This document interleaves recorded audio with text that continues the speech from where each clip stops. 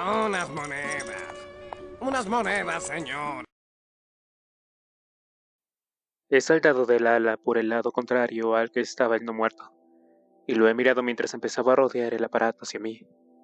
Estaba oscuro, y aquella criatura seguía chocando contra el ala y el empanaje del avión. He apuntado con mucho cuidado para evitar dañar el aparato, y he disparado una vez. Se le ha separado la mandíbula de la cara, y la lengua, ahora huérfana, ha quedado colgando incluso con la limitada percepción del color que tengo con las gafas. Era un espectáculo asqueroso. El monstruo ha dado un salto atrás, pero ha seguido avanzando. De su garganta escapaba un sonido borbotante. He vuelto a disparar contra el cabronazo ese y he acabado con su miserable existencia. He apartado todos los cadáveres de las cercanías del avión arrastrándolos por las piernas y he empezado a llenar el depósito. He tardado 10 minutos en contemplar la tarea. Durante este tiempo, no he parado de oír los gemidos de los no muertos que trae el viento. El sonido de los disparos los ha vuelto nerviosos. Es un sonido terrorífico. Tras realizar el habituallamiento del combustible del avión, he vuelto a la torre, sin dar ningún rodeo, pero esta vez tampoco he visto ni rastro del monstruo paralítico. ¿Pero dónde mierda? En el interior durante la noche estamos a salvo. Los gemidos continúan. Otra noche con tapones. Reflexión de la noche. Me he cargado a 6. Eso significa que dentro de la valla quedan 4 y el cojito. ¿Dónde carajo se ha metido? 8 de febrero, 18:22 horas. Esta mañana me he despertado con el ruido de los golpes contra la puerta de acero que hay en el piso inferior. Sonaba como si hubiese más de uno. John y yo hemos descendido a la escalera con mucha cautela. Por los sonidos hemos calculado que hay varios puños golpeando la puerta, a través del acero que colaban unos gemidos graves. He comprobado la cerradura para asegurarme de que aguanta. Es la única puerta de acceso a la torre. La otra forma de salir de aquí es con una caída de 60 metros por el balcón. Hemos bajado un escritorio pesado para colocar tras la puerta. He subido y he salido al observatorio. No he logrado ver la puerta por el pequeño tejado que cubre el área. Con los prismáticos he comprobado la valla oeste. Había todavía más, pero la verja aún resiste. Supongo que las criaturas que golpean la puerta son los restos de mi batalla de anoche. No quiero arriesgarme a abrir la puerta de abajo. No sé cuál es la mejor forma de encargarme de ellos. 9 de febrero, 21:42 horas. El golpeteo se detuvo anoche. Los no muertos del piso inferior deben de haberse cansado. Seguramente porque ni nos han visto ni nos han oído. Tanto John como yo hemos estado completamente quietos, completamente callados durante todo el día de ayer. Hoy no ha sido necesario salir al exterior. Ya hemos repostado el avión y todavía tenemos electricidad y agua corriente en la torre. He aprovechado la ocasión para ducharme en el baño que hay un piso abajo. Hay un fregadero muy hondo y una manguera. Los paneles del suelo son de plástico y tienen un sumidero en el centro. La estancia es un armario de mantenimiento. He alzado la manguera por encima de la cabeza y he tomado una agradable ducha. He tenido que usar una pastilla de jabón como si fuese champú, pero bueno, tampoco estamos para ponernos quisquillosos. Llevaba días sin afeitarme, y me ha gustado la sensación de la cuchilla en la piel. Después de lavarme me he sentido como un hombre nuevo. He aprovechado también para lavar un poco de ropa, en el fregadero también con la pastilla de jabón, y la he tendido en la escalera para que se secara. Le he dicho a John lo de la manguera, pero no le ha interesado. Empeora por momentos. Llora la pérdida de su mujer. No tengo planes a largo plazo. El mundo se ha convertido en un lugar distinto. El alcance de un avión a turbor propulsor es de unos 650 kilómetros, lo que nos proporciona algunas opciones. Hoy durante un rato hasta me he planteado ir en búsqueda de lo que queda del destacamento militar. Aunque sería complicado responder a las preguntas que me formularían. ¿Cómo lograste sobrevivir en la base, hijo? Ay, casi me siento culpable por no haber muerto junto a mis compañeros. Eso me recuerda a un capítulo de La Dimensión Desconocida que vi antes de que todo fuera un pedazo de mierda. Era un episodio sobre un submarino del ejército que se había hundido, y solo había sobrevivido un tripulante. El marinero se sentía culpable y no dejaba de ver a sus compañeros. muertos e hinchados, que le llamaban desde las profundidades. Por favor, que no sueñe eso esta noche. 10 de febrero, 23:50 horas. La verja del área oeste puede caer. Ahora hay centenares alrededor del perímetro. Las luces de la ciudad los han traído. Podría tener que salir de compras al centro de Corpus Christi en momentos así. He pasado la mayor parte del día con los prismáticos y he estudiado sus movimientos. He visto algunos pájaros que los sobrevolaban. Una de las criaturas no tenía brazos, y 2 águilas estaban aprovechando de ellos. Se habían posado sobre los hombros del cadáver y le picoteaban la carne del cráneo. El muerto mostraba los dientes y lanzaba mordiscos en dirección a ellos, pero no le servía de nada. Le está bien empleado a ese carbonazo. John y yo hemos intentado establecer cuál será nuestro siguiente paso, pero la seguridad de la torre nos ha hecho caer a un falso estado de calma, de semitranquilidad. Si tenemos en cuenta el alcance limitado de nuestro avión y que hay áreas radiactivas, supongo, es difícil tomar una decisión. No sé cómo pilotear un helicóptero, por lo que si encontramos una isla necesitaré suficiente tierra nivelada para aterrizar. Ha pasado casi un mes desde que los muertos empezaron a andar. He apreciado signos de descomposición en algunos de ellos, pero hay otros que parecen haber diñado hoy mismo. Tengo curiosidad por saber cómo afectará la radiación ambiental a los no muertos. Estoy seguro de que al estar en contacto con ellas se verán afectados, pero ¿qué efectos tendrá la radiación sobre los cadáveres? ¿Destruirá la radiación las bacterias que provoca la putrefacción natural del cuerpo? Me estremezco al pensar que las bombas que han lanzado puede haber causado más daños que el bien que pretendían. Nos quedamos sin comida. Tal vez tengamos suficiente para una semana más. Debe de haber comida en algunos de los edificios que nos rodean, pero no estoy preparado para arriesgar mi vida para hacerme con ella. No tengo ninguna duda de que hay más criaturas atrapadas en los confines del perímetro. He intentado evitar que el shock de todo lo que sucedió me afecte durante mucho tiempo, pero no sé cuánto más voy a soportar antes de derrumbarme. Supongo que todo tiene que seguir su curso natural, pero no quiero que se me vaya la olla en el peor de los momentos. John sigue sin mejorar. Hoy he jugado con Annabelle, que en verdad lo necesitaba.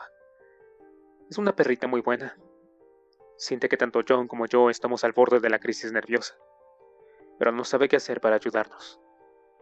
Hemos llegado a la conclusión de que uno de los dos tiene que vigilar el perímetro a todas horas. Voy a descansar un poco y espero no tener la mente lo bastante embrollada como para no dormir. Mi turno va a empezar en 4 horas. 11 de febrero, 17:13 horas. Con una variante del nudo llano, he atado 3 sogas de nylon de 30 metros para crear una cuerda de escape por si la necesitamos. Como he atado unos nudos más en medio de la cuerda, cada 90 centímetros, incluyendo los que unían una soga con la otra, la longitud de 90 metros se ha visto reducida. De todos modos, si la atamos al balcón y la dejamos caer, llega al suelo. Tengo la certeza de que esos engendros no pueden trepar, pero de todos modos la he recogido. La he enrollado y la he guardado ante la puerta del balcón atada a una cañería exterior que sobresale. La valla todavía aguanta y los mantiene en el exterior, aunque el único motivo de que sea así es que no están seguros de que haya comida en el interior. Supongo que si nos hubiesen aquí dentro, si descubriesen dónde nos encontramos, derribarían la verja sin más complicaciones. John y yo no pasaríamos un buen día, eso es seguro. Pero creo que estamos lo bastante alejados de la verja oeste como para que nos puedan lograr ver. Hoy he limpiado las armas y le he enseñado a John a manejar el CAR-15. También he descubierto un acceso al techo de la torre. Supongo que servía para que el personal de mantenimiento pudiese subir allá arriba para arreglar las numerosas antenas y receptores. He trepado por el acceso para comprobarlo. Está al menos 3 metros por encima del balcón. Soy consciente de que ha pasado más de un mes desde que realizo alguna tarea de mantenimiento en cualquiera de los aviones, por lo que hoy he salido. Me he acercado hurtallide hasta el avión y he sacado el paracaídas del copiloto y del piloto, para comprobar que siguen en perfecto estado. Si tenemos problemas con el motor, al menos todavía tendremos una posibilidad de sobrevivir, ¿no? No he visto a los engendros sueltos que hay dentro del cercado. Al menos 4, a los que hay que sumar al paralítico, aunque tampoco he intentado localizarlos. Me he llevado los paracaídas a la torre. Los he inspeccionado correctamente y al ver que no tenía ningún desperfecto, me siento más seguro en caso de tener que hacer despegar el avión. El número 07. De nuevo, cuando nos acucie la necesidad. Sigo vigilando la zona oeste. Sigo asegurándome de que la barrera aguanta. 12 de febrero, 19:13 horas. En el interior de la verja oeste hay pájaros muertos. Los he visto hoy con los prismáticos. He contado 6. No parece que se los hayan comido.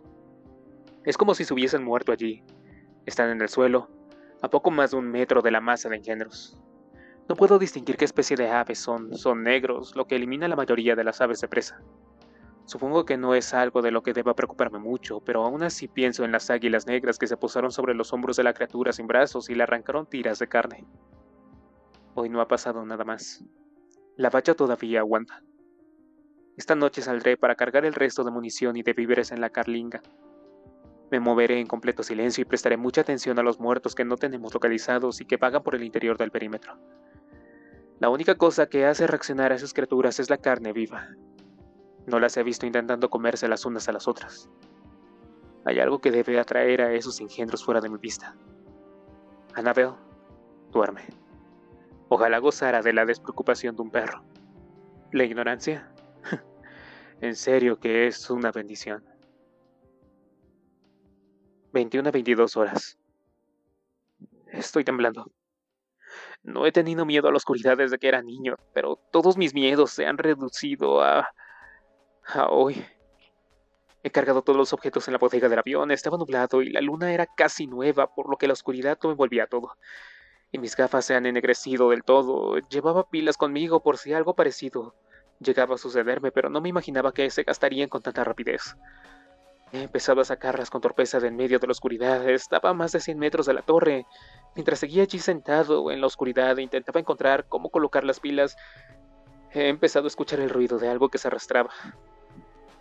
Mi mente me jugaba una mala pasada.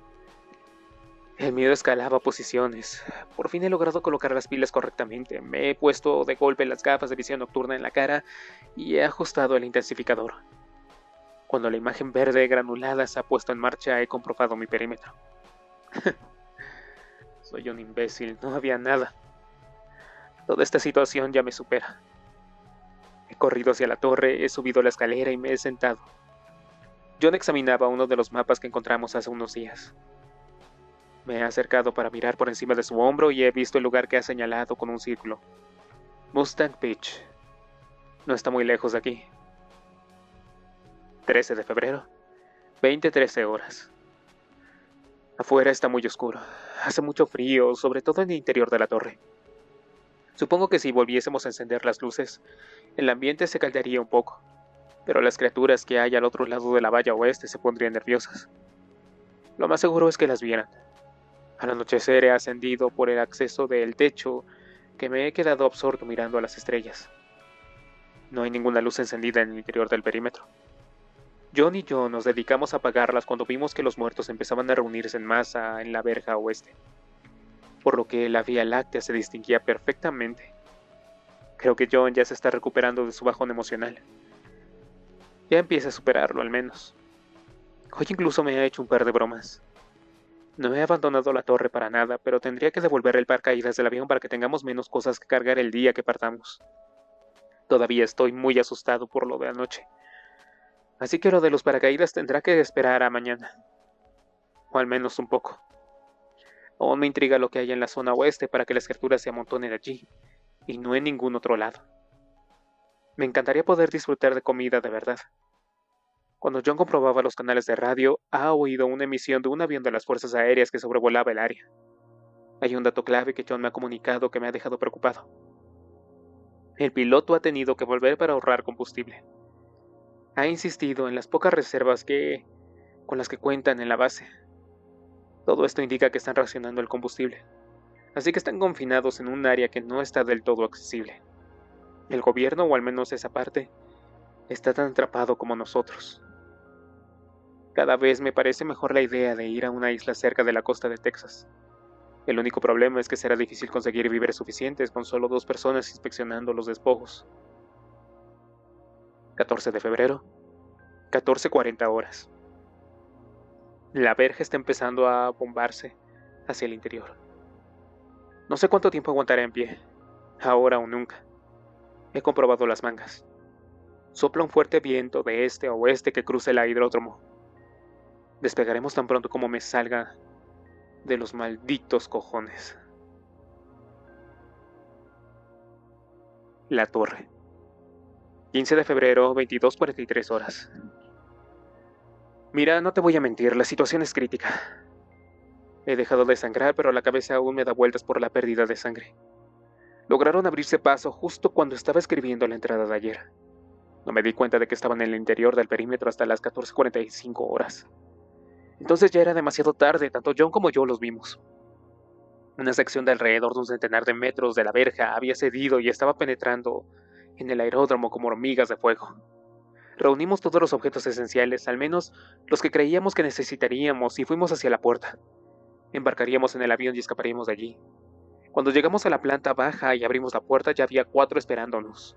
Cerramos de golpe y colocamos el escritorio que habíamos bajado hacía unos 2 días delante de la entrada. Mierda. Estábamos atrapados como putas ratas. Y esos imbéciles lo sabían. No pasó mucho tiempo antes de que comenzáramos a escuchar los gemidos de centenares de esas criaturas y que empezaban a golpetear incesantemente contra la única puerta de acceso. La torre tenía 60 metros de altura y una sola salida. Me asomé al balcón y confirmé mis peores sospechas. Había literalmente 300 congregados alrededor de la puerta exterior, así como ante la zona cubierta de la torre. John le puso el bozal a Annabelle, que estaba empezando a enloquecer. Agarré la cuerda y miré hacia abajo, para ver dónde iría a parar si la lanzaba. Nada. Volví a guardar la cuerda en el balcón con amargura porque no iba a ser posible descender por ella sin que al menos 100 engendros nos viesen y nos atacaran antes de que tuviéramos la oportunidad de alcanzar el suelo. Entonces la situación se hizo todavía más complicada. Oíamos el sonido chirriante del acero al encorvarse con el piso debajo. Había tantos en la masa bruta que se abría camino a la fuerza, y en ese momento me di cuenta de que estábamos jodidos del todo. Miré a John y le dije, mira, no estoy preparado para morir. Yo tampoco, me contestó, y los dos corrimos hacia la puerta que comunica a la escalera, y empezamos a lanzar por ellas televisores, escritorios y sillas. Con eso ganaríamos algo del tiempo. Cerramos la puerta, que se abría hacia afuera. Gracias a Dios. La puerta de la planta de arriba no era tan robusta como la del exterior. Cuando la atracamos y le colocamos el último escritorio que quedaba delante, empezamos a oír el chasquido metálico de los zapatos sobre los escalones. John metió a Annabelle en su mochila y abrochó la cremallera hasta llegar al cuello de la perra. Le hice un gesto para que subiese por la escalerilla del techo e hicimos una cadena. Yo le pasaría los víveres y los demás objetos. John esperaba con Annabelle metida en la mochila en el peldaño superior. La perra notaba nuestro miedo y no cesaba de gimotear. Primero le entregué los 2 objetos más importantes de mi plan, los 2 paracaídas que todavía no había devuelto al avión. Después un paquete con 6 botellas de agua, las gafas de visión nocturna y unos cuantos paquetes de MRE. Por alguna extraña necesidad le entregué el maletín que contenía mi portátil. Al final todas nuestras armas y la mayor parte de nuestra munición, al fin y al cabo, aunque disparásemos todas nuestras balas, todavía quedarían centenares en pie. Ya estaban ante la puerta del piso superior. En medio de la puerta había una ventanita rectangular, de 15 por 25 centímetros. Veía a la perfección cómo un engendro apretaba la cara contra el cristal reforzado, cómo mostraba los dientes, cómo intentaba descubrir qué había en el interior.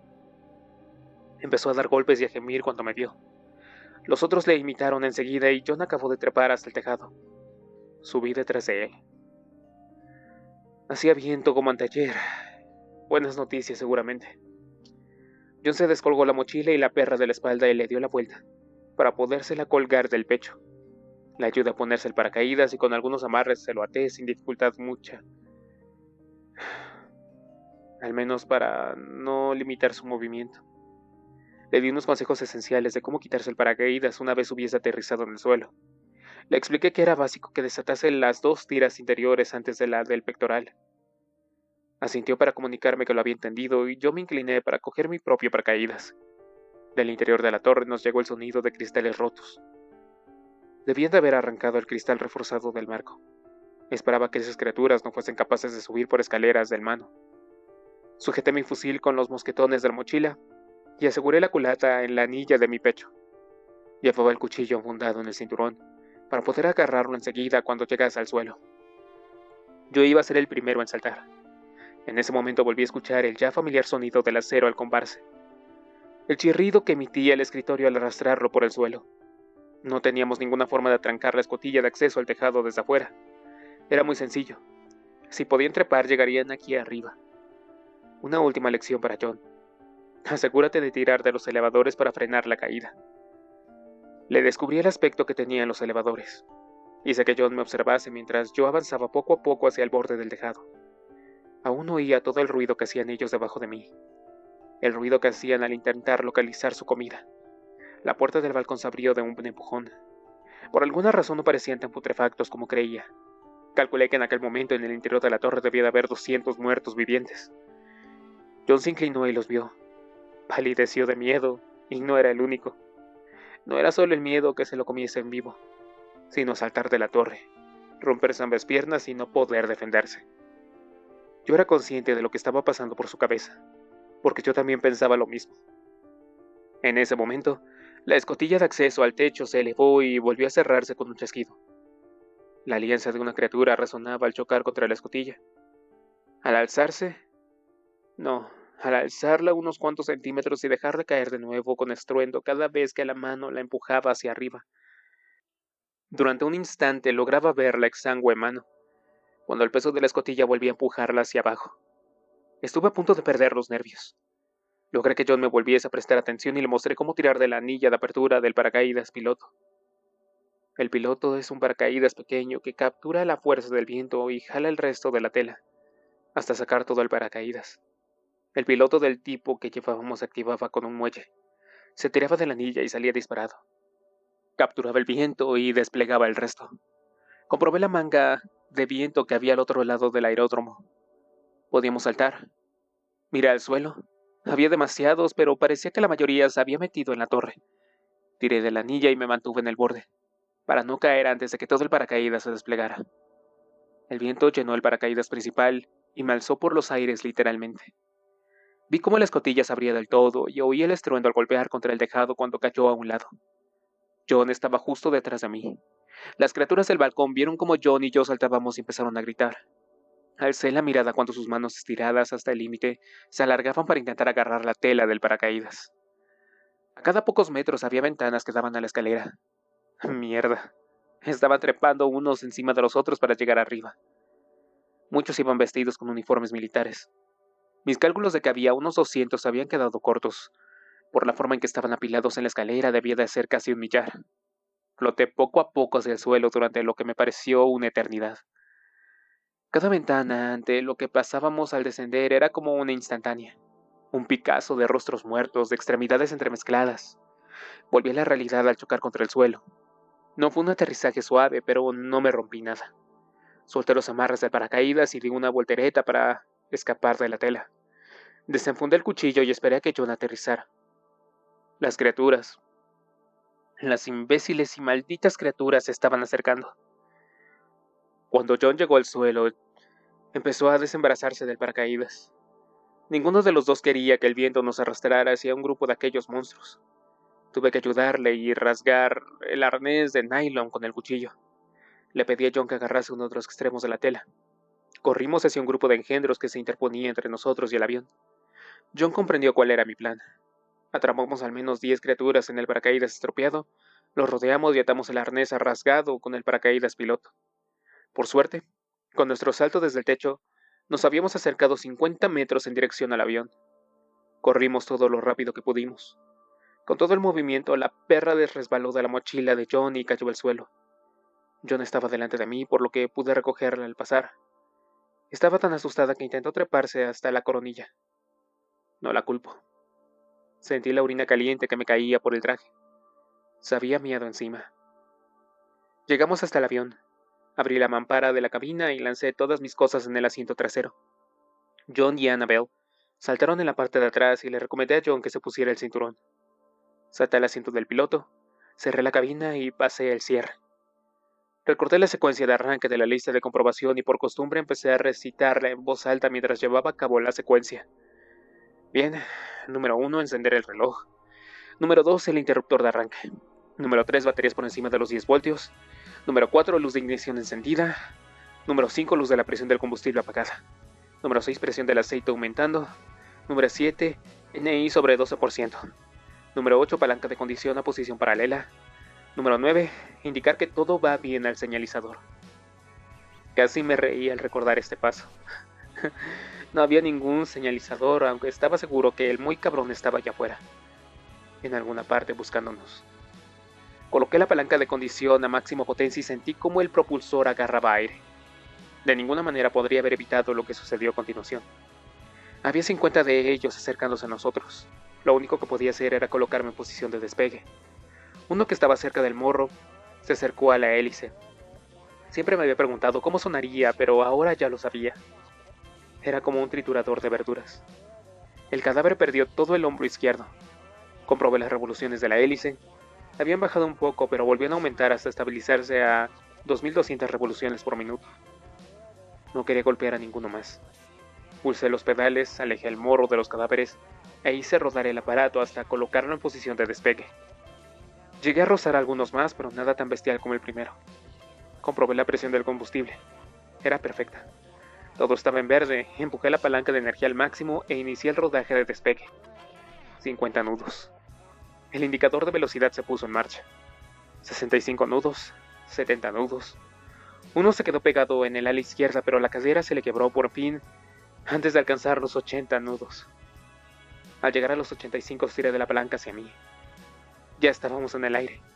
John se había puesto el casco, yo cogí el mío, lo llevaba sobre el regazo y me lo puse. Comprobé que John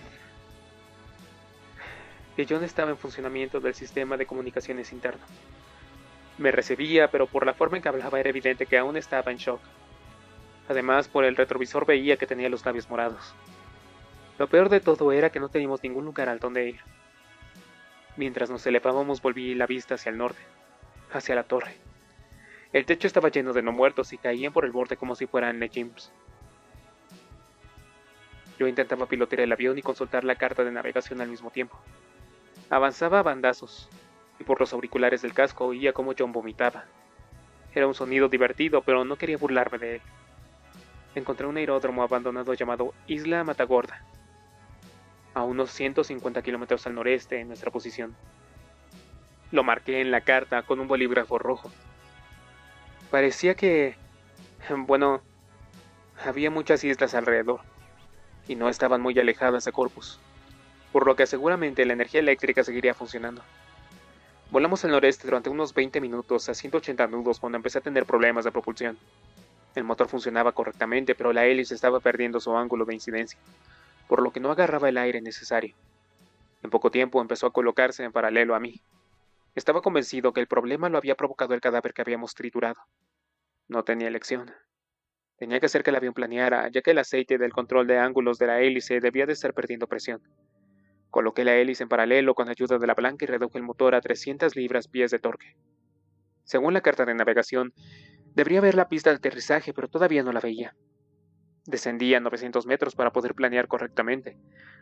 Lo que tenía ante mí, por debajo de mí, parecía una zona turística, con un montón de hoteles en primeras líneas del mar. Gracias a Dios era febrero y no estábamos en temporada alta. En ese instante tuve que tomar una decisión. Podía buscar otro lugar para aterrizar o pasar de todo e intentarlo en la calle. Abajo vislumbré algunas criaturas, pero no era nada comparado con la cantidad de la que habíamos logrado escapar. Sin una hélice, un buen funcionamiento, jugábamos en tiempo de prórroga. Tenía que hacer descender el aparato. Tiré de la palanca hacia mí y hacia la izquierda para virarse en esa dirección y planeé hacia un encuentro con la carretera que había debajo en un ángulo de aproximación de 180 grados. El morro y el motor apuntaban hacia abajo, pero en cuanto estuve cerca del asfalto, elevé el morro a toda prisa y tomé contacto con el suelo con el tren de aterrizaje. Pisé los frenos e intenté conducir las alas por entre los postes del teléfono. El depósito seguía lleno de combustible y no quería que aquello se convirtiera en una pira, solo porque una de las alas decidiese pegarse un encontronazo con uno de esos postes.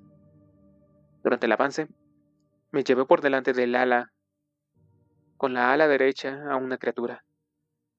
Se quedó doblada.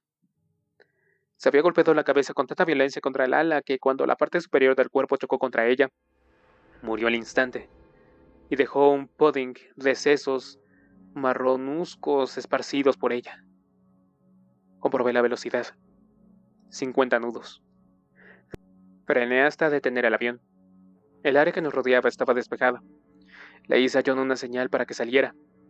Dejé el motor en marcha para que el ruido del avión camuflase nuestra huida. Saltamos al exterior. Cogimos todas las cosas y nos dirigimos hacia una señal que indicaba el puerto de la isla Matagorda. Y aquí estamos ahora. Me arañé la pierna con el parachoques cortante de un coche accidentado cuando llevábamos solo 5 minutos fuera del avión. Era un trayecto largo, casi 1,5 kilómetros de calles, playas y patios. Pero al fin llegamos aquí. Se trata de un puerto marino decente, con un transbordador bastante grande y una tienda de regalos. La electricidad todavía funciona. El puerto está abandonado. Es como si el capitán se hubiese suicidado. Su cuerpo hinchado estaba tirado sobre un escritorio, en el despacho principal.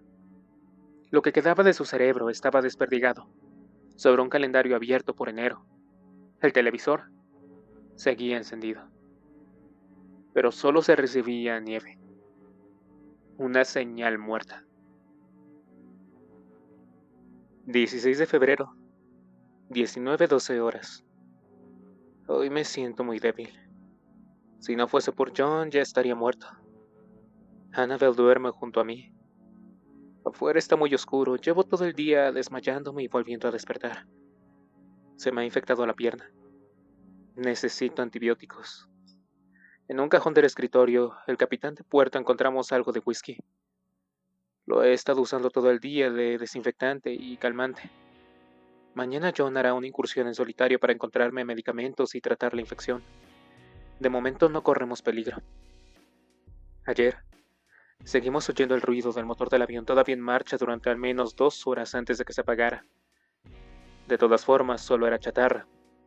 Estoy seguro de que no queda nadie vivo que sepa cómo arreglarlo. 17 de febrero, 22:20 horas. Hoy ya me siento mejor. Hemos oído el sonido de un motor que nos ha parecido una moto de cross. Yo no he encontrado un botiquín de primeros auxilios en el transbordador. Dentro no había antibióticos en pastilla, pero sí algunos para uso tópico. He mantenido la herida limpia. La he lavado varias veces al día y me he aplicado la pomada. Parece que va haciendo efecto. Todavía está muy enrojecida y me duele alrededor del corte. Anoche oímos algo en medio de la oscuridad. Nos pusimos las gafas de visión nocturna para intentar localizarlo, pero resultó ser solo un mapache que buscaba algo de comer. Mañana intentaré empezar a caminar para no quedarme demasiado entumecido. Necesitamos empezar a examinar toda el área. Aquí estaremos seguros solo por un tiempo. El Caballero Oscuro. 18 de febrero, 23:03 horas. El viento transportaba el sonido de algunos disparos esporádicos. En el radio del puerto hemos recibido una llamada de ayuda de una familia en las afueras de Victoria, Texas, a 80 kilómetros de nuestra posición actual. La señal era débil, y aunque hemos intentado responder, no nos han recibido y han seguido transmitiendo su llamada de ayuda una y otra vez como si nosotros no estuviéramos. Lo he meditado durante un rato, pero he decidido que no vale la pena recorrer 80 kilómetros a través del territorio hostil para encontrar un grupo de gente que puede estar muerta cuando lleguemos. Es triste. Antes era más compasivo, más caballeroso. Supongo que después de ser testigo de tantas cosas malas que les ha sucedido a la gente buena, ya no te quedan muchas ganas de serlo tú. Están atrapados en el ático y las criaturas rondan a su alrededor. Y ya sabemos quién aguantará durante más tiempo. Espero que tuviese tiempo de llevarse todos los víveres básicos al ático cuando el mundo se fue a la mierda. Hay algo que se me ocurre, como si un eco de mi antiguo yo me ordenase hacer algo. Tal vez me quede algo de conciencia, aunque la verdad lo dudo. Ya puedo caminar, aunque aún no me atrevo a correr. John y yo hemos aflojado la cadena de mantenimiento de la plataforma flotante unida con tierra firme. Hemos encontrado un poco de cuerda en el cuarto de mantenimiento en las oficinas del puerto y la hemos usado como parte de un mecanismo para mover el puente. John y yo la hemos estado ideando hoy. Cuando estamos aquí, lo único que tenemos que hacer es tirar de la cuerda y la plataforma flotante se aparta de la costa, por lo que esos cabronazos lo tendrán muy complicado para llegar hasta nosotros. Espero que no sepa nadar. 19 de febrero. 15:25 horas. Hemos mejorado mucho en la seguridad del área. En el puerto deportivo hay varios botes pequeños. Hemos arrastrado hacia nuestra localización lo que nos han parecido más útiles. Quiero comprobarlos todos al mismo tiempo para evitar tener que poner en marcha los motores en diferentes momentos y hacer demasiado ruido. Esta mañana he visto un grupo de 8 muertos que vagaban por la calle, a unos 50 metros del borde del agua. Lo único que me ha preocupado es que me ha parecido que se movían a más velocidad que las criaturas con las que hemos encontrado ahora. No es que corran ni tan solo que avancen al trote, pero es que tampoco andan. Se me ha encogido el corazón al comprobar lo rápido que iban. He cruzado la pasarela del transportador que hay junto a las oficinas del puerto. Es de tamaño medio y con capacidad para hasta 20 vehículos. Supongo que lo usaban para cruzar el canal hasta tierra firme. He subido a la cubierta superior y he comprobado el puente de mando. He encontrado unos prismáticos y medejeros míos en la torre. Los he usado para seguir observando la manada de muertos. Después he recorrido con la mirada toda la playa y he comprobado la ventana de los hoteles. En las señales de vida puedo decir que no hay ninguna. He contado hasta 5 habitaciones en el quinto y el sexto piso del hotel más cercano, el Hotel La Blanc, que seguían ocupadas. Eran ya clientes muertos, putrefactos que nunca harían el check-out. Estos prismáticos son especiales por el servicio marítimo. Son grandes, pesados, con mucha capacidad de aumento. No es muy cómodo llevarlos encima, pero son geniales para examinar la zona. 3 monstruos se han quedado quietos ante una ventana y han mirado hacia afuera. Había uno que parecía mirarme fijamente a mí. Los otros 2 han seguido dando vueltas dentro de la habitación. Me pregunto cómo debieron de morir. Tengo la pierna mucho mejor, y creo que ya podré correr, si es necesario, en un par de días. No nos queda comida, por lo que asaltaremos la máquina de golosinas hasta que pueda correr. Entonces iremos a registrar la ciudad. Solo pude salvar 500 balas para el CAR-15. A John le quedan unas 1000 para la semiautomática del .22.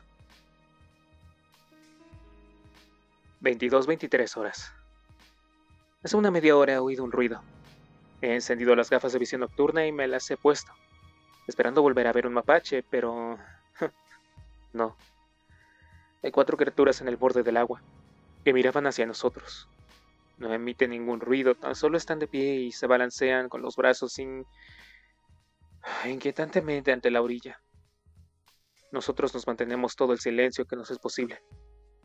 Yo ahorro la energía de las pilas y apago las gafas, pero cada chapoteo de agua que oigo cuando las olas rompen contra el portón se me antoja como uno de ellos que nada hacia nosotros. 20 de febrero, 18:54 horas. Me he pasado la noche despierto. La niebla que se levantó del agua después de la medianoche me hizo imposible poder ver lo que pasaba en la orilla. Cuando esta mañana se ha alzado el sol y ha deshecho la niebla, los he buscado. A lo lejos he oído algo ruidoso. Parecía como si alguien hubiera tropezado con latas. La pierna ya casi no me duele. Hoy nos hemos alimentado con barritas de caramelo revenidas y refrescos. Me ha hecho pensar que seguramente ya nunca más las fabricarán. Es deprimente. Necesito encontrar un reloj nuevo, porque no le he cambiado la pila al que llevo desde hace 2 años. Supongo que lo incluiré a mi lista de saqueo.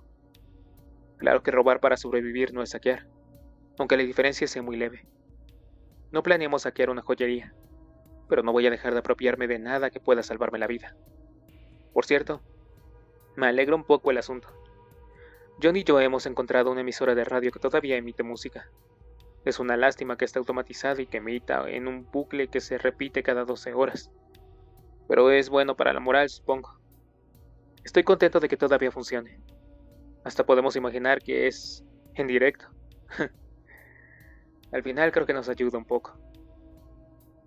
21 de febrero, 8 horas. Necesitamos provisiones con urgencia. Tenemos agua de sobra en el puerto gracias al depósito de agua potable, pero nos estamos alimentando a base de cafeína y azúcar.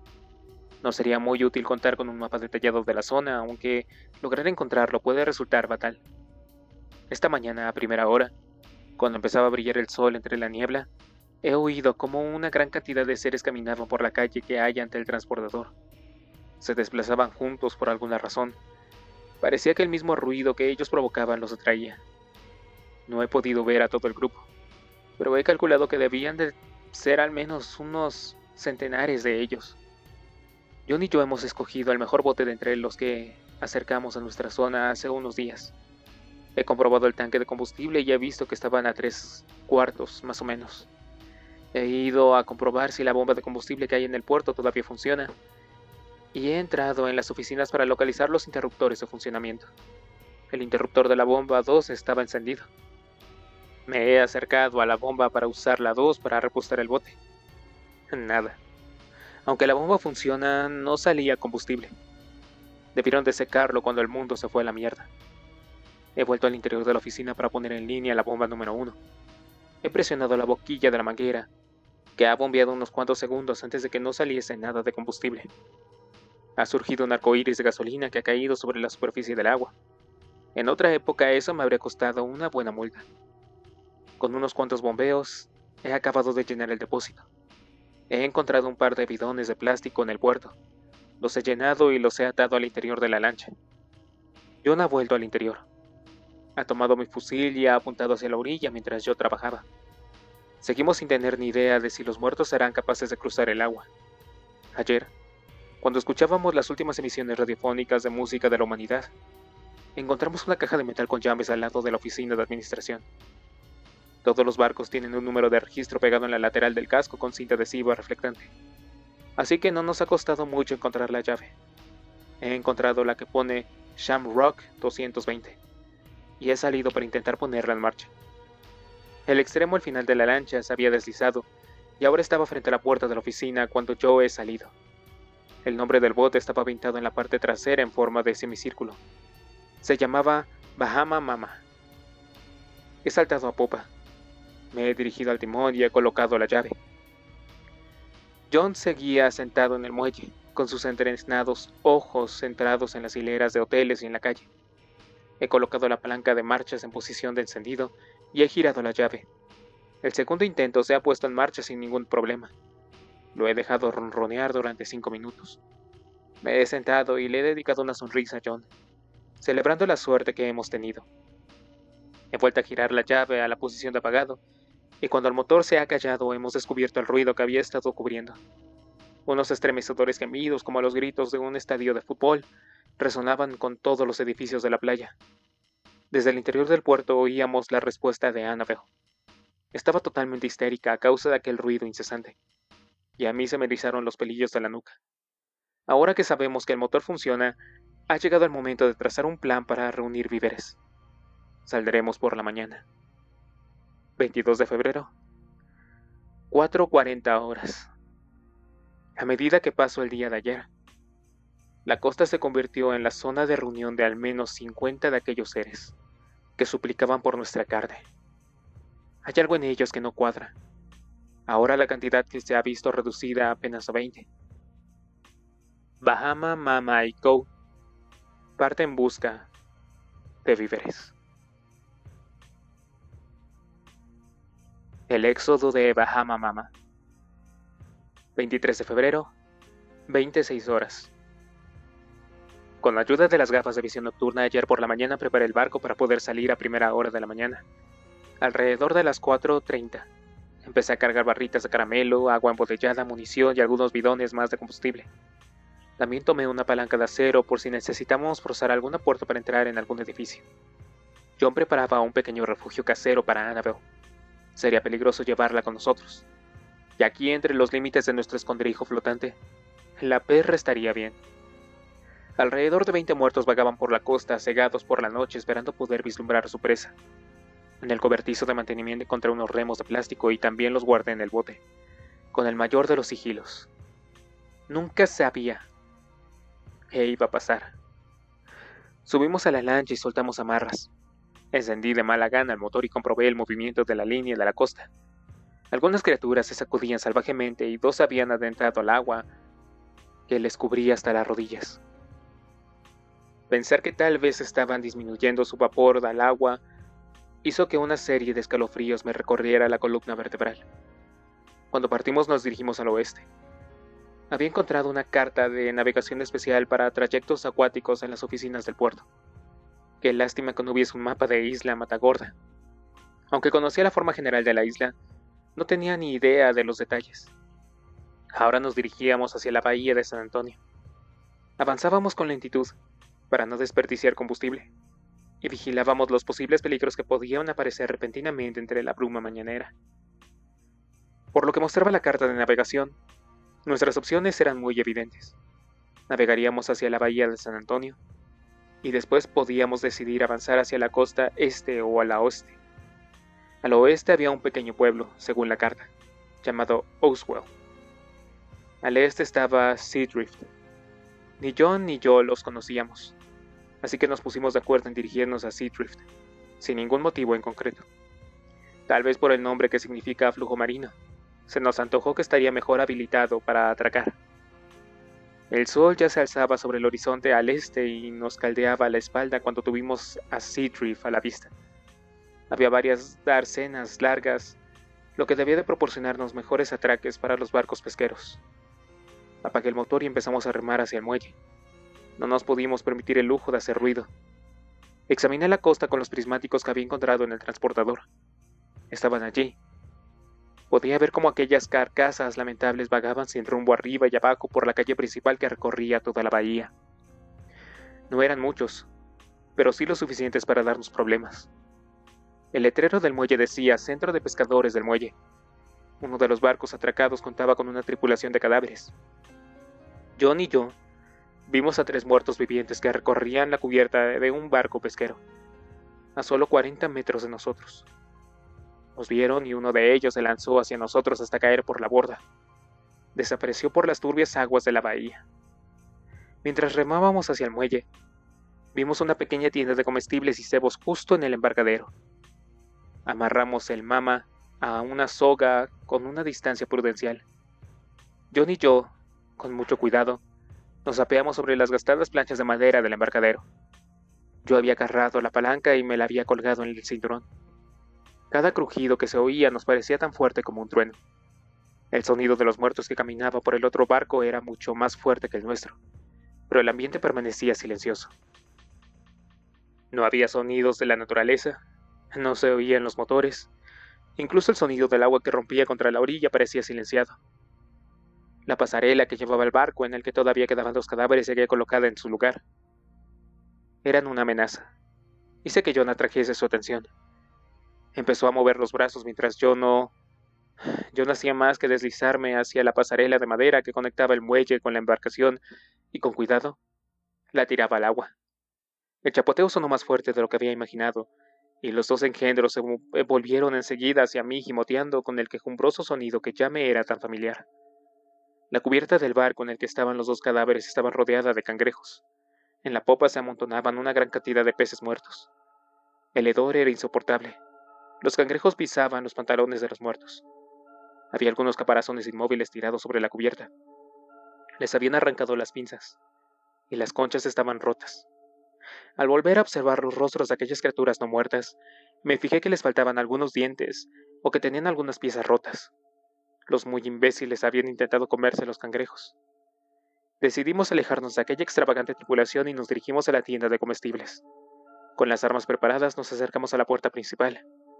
Nada se movía, mierda, qué hambre teníamos.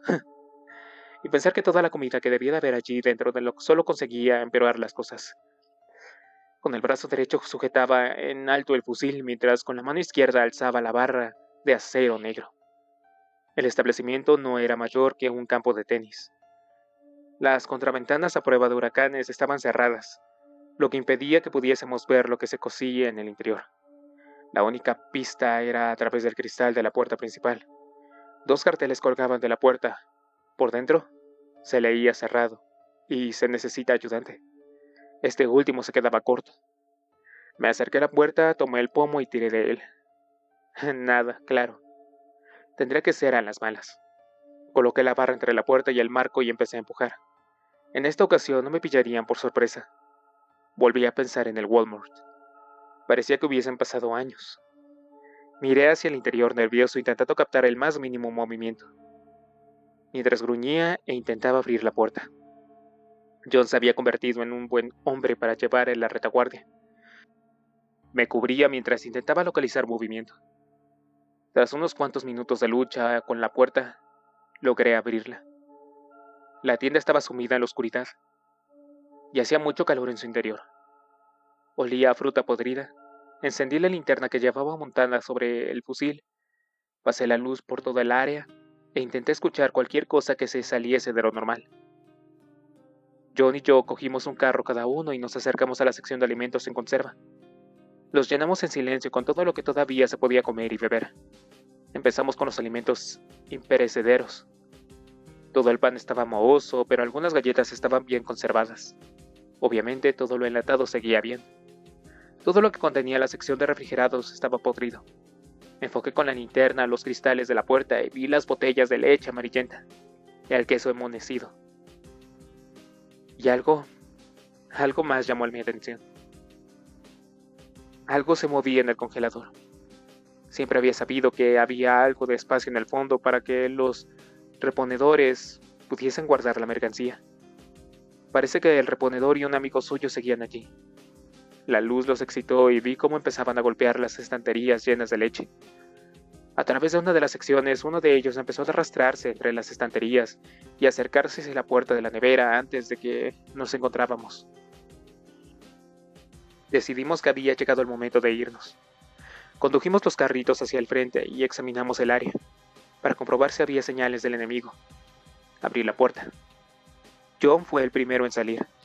Mientras le seguía, vi cómo en el fondo del establecimiento la puerta del congelador se abría, y escuché el sonido de un cuerpo al caer al suelo.